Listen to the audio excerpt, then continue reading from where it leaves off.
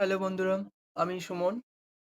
আজকের একটা নতুন ভিডিও নিয়ে এসেছি এয়ারটেল নেটওয়ার্ক প্রবলেম বিষয় নিয়ে। যদি তোমাদের এয়ারটেল নেটওয়ার্ক প্রবলেম হয় বা নেটওয়ার্ক অনেক স্লো চলছে, তার জন্য তোমরা কি করবে? সেই প্রসেসটা আমি তোমাদেরকে সামনে সবাইকে জানাবো। ঠিক আছে? তার জন্য কিছু প্রসেস রয়েছে, সেই প্রসেসটা আমার সাথে তোমরা করবে, সেটিং করে রাখবে। তারপর দেখবে যে রেজাল্টটা কি, কতটা ফাস্ট তোমরা নেটওয়ার্ক পাবে এরপরে।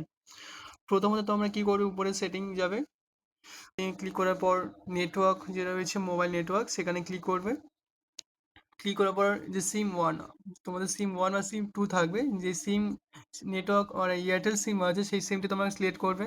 সিম স্লট ওয়ান আছে যেহেতু আমার, সেখানে আমি ক্লিক করলাম। তারপর নিচে দেখবে যে তোমাদের ডাটা রোমিংটা, এই যে ডাটা রোমিং পয়েন্টটা তোমাদের অফ থাকবে, এটা তোমরা কি করবে? এটা অন করে রাখবে। ঠিক আছে, এনেবল করে রাখবে। তারপরে নিচে সবার নিচে স্ক্রল করে দেখবে যে এখানে এসএস পয়েন্ট নাম আছে, এখানে তোমরা ক্লিক করবে।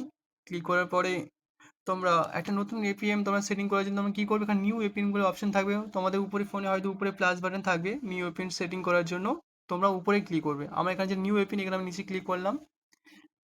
ক্লিক করার পরে এখানে এপিএন নাম কয়েকটা প্রসেস রয়েছে, সেগুলো আমার সাথে তোমরা ফিল আপ করে রাখবে। ঠিক আছে, এপিএন নামে ক্লিক করবে। ক্লিক করার পর লিখবে এখানে এয়ারটেল।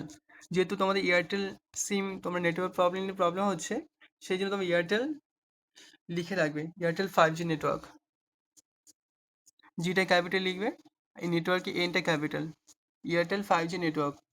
ওকে ক্লিক করবে। তারপর এপিএন লিখবে ইন্টারনেট। ইন্টারনেট আইটা ক্যাপিটাল হবে। ওকে, ইন্টারনেট পরে এখন বক্সে যেমন তেমন থাকবে, পরে কোনো কিছু করতে হবে না। ইউজার নেম ফাঁকা রাখবে, পাসওয়ার্ড কিছুই তোমাদের সেটিং করতে হবে না। এবার সাইবারে ক্লিক করবে। সাইবারে ক্লিক করে লিখবে www.google.com। করার পর তোমরা ওকে ক্লিক করবে।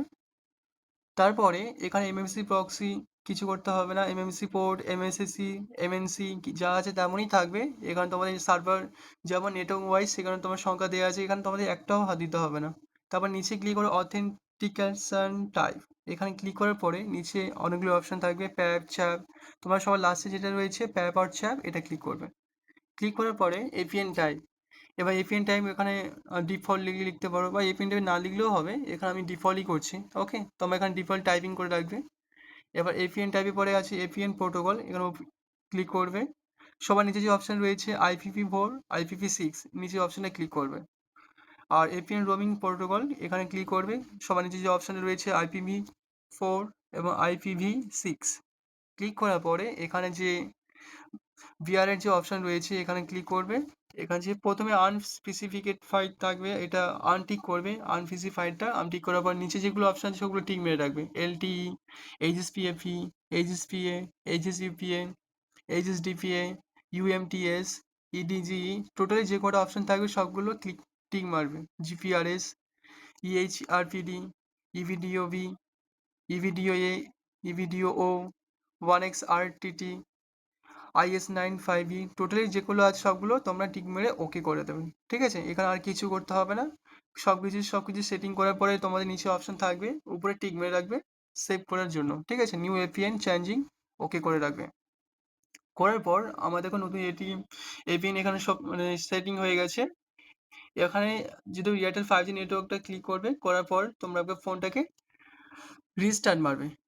রিস্টার্ট মারার পরে দেখবে, আবার অন করে দেখবে যে তোমাদের নেটওয়ার্কটা আরও থেকে আগের তুলনা অনেকটা ভেরি ফাস্ট এবং চলবে। ঠিক আছে, আমি ফোন রিস্টার্ট মারার পর তোমাদের এক্ষুনি দেখাচ্ছি, জাস্ট ওয়েট। রিস্টার্ট মারার পর আমি আবার এলাম। দেখো এবার তোমাদের নেটওয়ার্কটা আগের থেকে কতটা বেটার, কতটা স্পিড পাবে। আমি তো আপনার সামনে এক্ষুনি ওপেন করে দেখাচ্ছি, দেখে নেবেন ইউটিউবটা। দেখো কতটা ভেরি ফাস্ট, কতটা ফাস্টেস্ট আগের তুলনায় তোমাদের নেটওয়ার্কটা চলবে। এইভাবে তোমরা নতুন করে এপিএন সেটিং করবে। তার জন্য তোমরা ভিডিওটা ভালো লাগে তোমরা লাইক এবং কমেন্ট করে রাখবে, এবং নতুন ভিডিও পাওয়ার জন্য আমার চ্যানেলটিকে সাবস্ক্রাইব করে রাখবে। এরকম আরো অনেক কিছু টেক ভিডিও তোমরা সবাই দেখতে পাবে। অনেক ধন্যবাদ বন্ধুরা, আজকের মতো এই ভিডিওটা শেষ করলাম।